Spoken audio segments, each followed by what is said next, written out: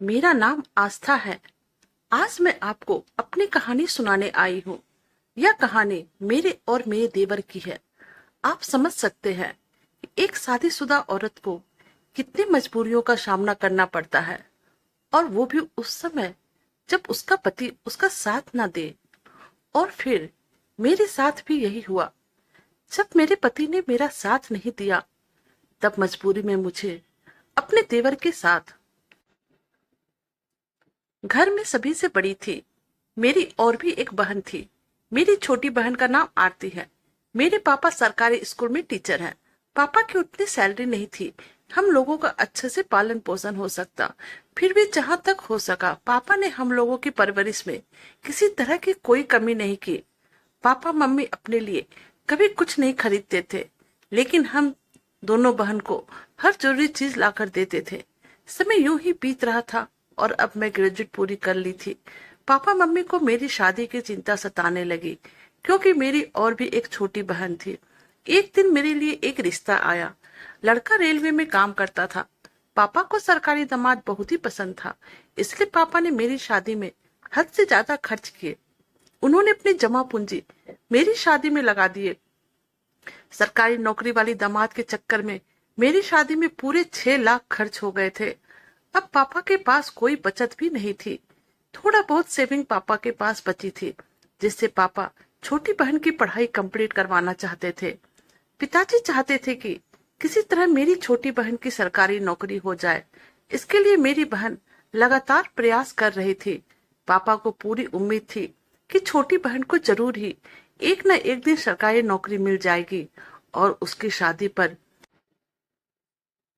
इसीलिए पापा ने मेरी शादी में दिल खोलकर खर्च किए थे। मेरी शादी हो गई। अब मैं ससुराल चली आई थी। मेरे पति राकेश मेरा बहुत ही ख्याल रखते थे। समय यूं ही पंख लगाकर उड़ रहा था और अब मेरी शादी को 5 साल हो गए थे। अभी तक तो सब ठीक था, लेकिन अब मेरे ऊपर मुसीबत का पहाड़ टूट पड़ा था। अब मेरी शादी को 5 साल हो चुके थे, लेकिन मैं अभी तक मां नहीं बन पाई थी। मैं अपने पति के साथ दूसरे शहर में रेलवे के क्वार्टर में रहती थी। सास से मेरा सामना तो नहीं होता था, लेकिन जब भी फोन पर बात होती थी वह मुझे ढेर सारा ताना देती थी। अब मेरी मम्मी पापा को भी मेरी सास की बातें सुननी पड़ती थी।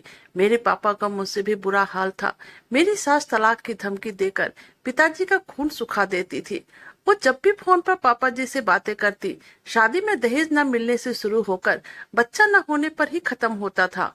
मेरे पूरे मैके वालों को खरी खोटी सुनाई जाती थी। मेरी सास कहा करती थी कि जरूर ही मेरी परवरिश सही ढंग से नहीं हुई, जिस कारण से मैं अभी मां नहीं बन पा रही हूँ। एक दिन मेरी सास मुझे कहने लगी, अब मैं जल्द से जल्द तुम्हारा डाइवोर्स करवा दूंगी और अपने बेटे की शादी किसी अच्छे बड़े खानदान में करूंगी। वह भी यह कह रही थी कि मैं कोर्ट में सबूत दिखा दूंगी कि तुम उनके बेटे को संतान का सुख नहीं दे सकती हो, जिस कारण से मेरा वंश आगे नहीं बढ़ रहा है और फिर मुझे तलाक दिलाने में आसानी हो जाएगी। मैं अपनी सास की बात सुनकर कुछ कह नहीं पाती थी और सिर्फ रोते रहती थी। पति तो सुबह ही काम पर चले जाते थे और मैं दिन भर घर में अकेले रहती थी। दिन भर में ना जाने मेरी सास मुझे कितनी बार फोन करती, और हर बार जब भी फोन करती थी मुझे गलत बातें ही कहती थी। उन्हें समझ में नहीं आ रहा था कि मां नहीं बन पाने के कारण मेरे दिल पर क्या क्या बीत रही है। दूसरी तरफ मेरे मम्मी पापा यह सोच सोचकर विचलित हो रहे थे कि अगर दामाद जी ने मुझे छोड़ दिया तो फिर मेरा क्या होगा और मेरी दूसरी शादी करने के लिए पैसे कहाँ से आएंगे।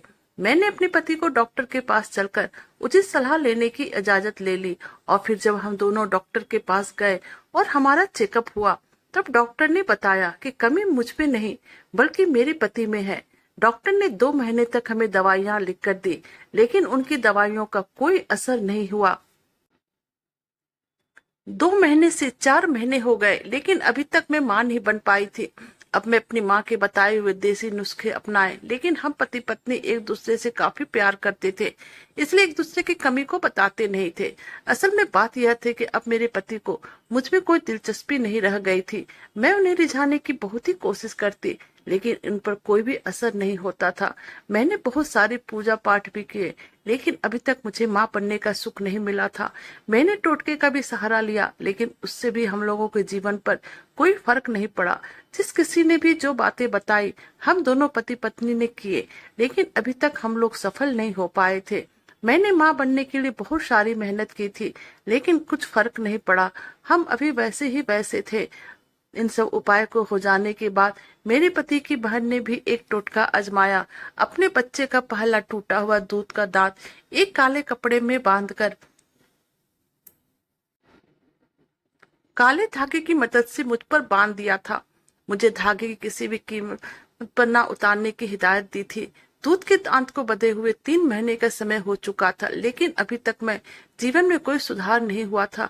अब तो धीरे धीरे सभी लोग मुझे ही बच्चा न होने का कसूरवार समझने लगे। बार बार उंगली मेरी तरफ उठने के कारण अब मैंने शराफत छोड़ दी थी, और अब मैं भी धोखेबाजी का साथ काम करना चाह रही, क्योंकि इंसान कितना हद तक यह सह सकता है, उसकी भी एक लिमिट होती है। कभी मेरे पति के अंदर थी, लेकिन मेरे पति ने यह बात अपने परिवार वालों को नहीं बताई थी, और सभी लोग मुझे ही कसूरवार समझ रहे थे। इसी बीच मेरे दूर का देवर अंकित 3 साल तक बिहार में कोचिंग करने के बाद हम लोगों के यहाँ पर रहने के लिए आया था। यहाँ पर उसकी सरकारी नौकरी के एग्जाम थे। अंकित को आ जाने से मुझे बहुत ही राहत मिली थी, क्योंकि अंकित के सामने मेरी सास को, मेरे पति को मुझ पर चिल्लाने का मौका नहीं मिलता था। अब मेरा और अंकित का आपस में बहुत ही बनता था। ऐसा लगता था जैसे हम दोनों दोस्त हैं। मेरे पति को काम पर चले जाने के बाद मैं सारा दिन अंकित के साथ रहती थी। अंकित सवेरे 5 बजे सोकर उठ जाता था, और उसके बाद वह योगा करता था।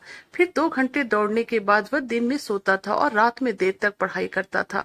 मैं उसकी असिस्टेंट बनकर दिन भर उसके साथ खड़ी रहती थी, और अंकित के कुछ कहने से पहले ही मैं उसे वह चीज लाकर दे देती थी। मेरे पति के आने के बाद मैं और अंकित हम दोनों खरीदारी करने के बहाने निकल जाते थे। मुझे यहाँ पर रहते हुए इतने दिन हो गए थे, लेकिन आज तक मुझे पता ही नहीं चला था कि यहाँ पर क्या मिलता है, कौन गलियां है, कौन कौन चौराहा है, क्योंकि मैं तो सारा दिन घर पर ही रहती थी, और मेरे पति तो सुबह चले जाते थे और शाम में काम पर वापस आते थे। इसलिए मुझे ज्यादा उनके साथ घूमने का मौका नहीं मिला था। शहर में कौन कौन सी जगह घूमने की जगह है, यह भी मुझे मालूम नहीं था, लेकिन अब मुझे मालूम पड़ चुका था, क्योंकि मैं इधर से लगातार अंकित के साथ कहीं न कहीं घूमने के लिए निकल जाती थी। बाहर हम लोग 1-2 घंटा ही रहते थे और फिर वापस चले आते थे। एक दिन दोपहर के समय अंकित ने मुझसे कॉफी पीने की फरमाइश की। मैंने उसे कहा, और भी कुछ पीना है तो बताओ। यह बात मैंने उसकी आंखों में देखकर कही थी। इधर लगातार अंकित के साथ रहने के कारण मैं उसके बहुत करीब आ गई थी, और मैं उससे मजाक भी कर लिया करती थी। अब अंकित ने मुझे कहा, आपको जो पिलाने का मन है मुझे पिला दीजिए, मुझे अच्छा लगेगा। और फिर अचानक से मैं उसके गले लग गई। न जाने मुझे क्या हो गया, उसकी बाहों में जाकर मैंने अपनी आंखें बंद कर ली। अंकित समझ चुका था कि मुझे क्या चाहिए था, और फिर हम दोनों कुछ ही देर के बाद एक दूसरे में खो गए, क्योंकि अब हम दोनों से ही कंट्रोल नहीं हो रहा था। लेकिन अगले दिन मैं अंकित से नजर नहीं मिला पा रही थी। मुझे ऐसा लग रहा था कि मैंने बहुत बड़ी गलती कर दी है, लेकिन मेरे दिल में एक तसल्ली भी थी, यह गलती मेरी जिंदगी को स्वर्ग बना सकती है, क्योंकि साल भर में मैंने जो झेला था वह मैं ही समझ सकती हूँ। अब मुझे अपने आप पर एक जरा भी निराशा नहीं हो रही थी। मैं बस अंकित को देखकर मुस्कुराए जा रही थी, और अब अंकित भी मुझे देखकर दिल खोलकर हंस रहा था। हम दोनों बहुत ही खुश थे। एक दिन मैं किचन में खाना बना रही थी, तभी अंकित मेरे पास आया और मुझे बोला, भाभी क्या आज कुछ नहीं पिलाओगी? मैंने कहा, मैं तो तैयार हूँ, और फिर यह कहकर मैं उससे लिपट गई। लेकिन मुझे लगा कि मैं जल्दीबाजी कर दी। सच में अंकित चाय या कॉफी पीने के बारे में बात तो नहीं कर रहा था। मैंने उससे कहा, मुझे माफ कर दो, मैं तो कुछ और ही समझी थी। और फिर यह कहकर मैं अपनी नजरों नीचे कर ली और उससे दूर हट गई। अंकित मुझे बोला, आपने कोई गलत नहीं समझा, बिल्कुल आप सही समझ रही है। और अब यह कहकर उसने मुझे अपने बाहों में भर लिया, और फिर हम दोनों कमरे में चले गए। आगे तो आप समझ सकते हैं क्या हुआ होगा। अब मुझे अपने पति से अच्छा अपना देवर लगने लगा था, क्योंकि उसके साथ मैं अपने दिल की सारी बातें शेयर करती थी। वह मेरे साथ ज्यादा समय बिताता था। लेकिन अब मेरी जिंदगी दोनों के साथ अच्छी गुजर रही थी। रात के समय अपने पति के साथ, और दिन के समय मैं अपने देवर के साथ मिलकर ये सब काम करती थी। समय यूं ही बीत रहा था, और यह सफर यूं ही सुहावना बनता जा रहा था। और फिर एक दिन मेरी कोशिश रंग लाई। मैंने आज पसंदीदा खाना अपने पति के लिए बनाई और उन्हें यह खुशखबरी सुनाई।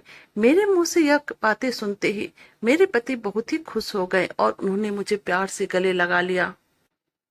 मेरे घर वालों को जब यह बात पता चली तो उनकी खुशी का ठिकाना न रहा। मेरी माँ ने पूरे मोहल्ले में लड्डू बांटे। मेरी बहन आरती भी बहुत खुश थी। उसने मुझे फोन करके बधाई दी। अब मेरी सास भी मुझे प्यार करने लगी थी। अब मेरा बहुत ही ख्याल रखने लगी थी और अब अंकित भी अपना एग्जाम देकर वापस चला गया था। मैंने अपनी डिलीवरी के समय में अंकित को अपने पास वापस बुला लिया था। अब वह दिन भर बिना रोक टोक के मेरे साथ रहता था और अपने एग्जाम की तैयारियां भी करता था। और आज मेरी डिलीवरी के दिन अंकित का रिजल्ट भी आ गया। उसे सरकारी नौकरी मिल गई थी और मुझे खूबसूरत बेटा का प्राप्ति हुआ था।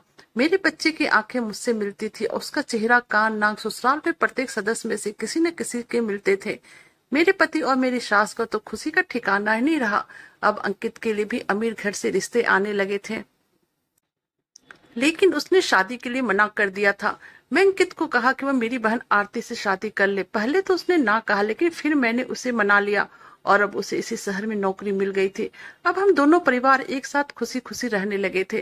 मैं दिल से अंकित की आभारी हूँ, जिसने मेरी खुशियों में चार चांद लगा दी थी और मेरी जिंदगी को नर्क होने से बचा लिया था। कभी कभी ना चाहते हुए भी हमें वह सब करना पड़ता है जिसकी कल्पना हमने कभी नहीं की होती है, क्योंकि किसी की भी गलती की सजा हमेशा औरत को ही भुगतना पड़ता है। अगर एक गलती मेरी जिंदगी को नर्क बनाने से बचा सकती है, उस गलती को मैं गलती नहीं मानती हूँ। Thank you.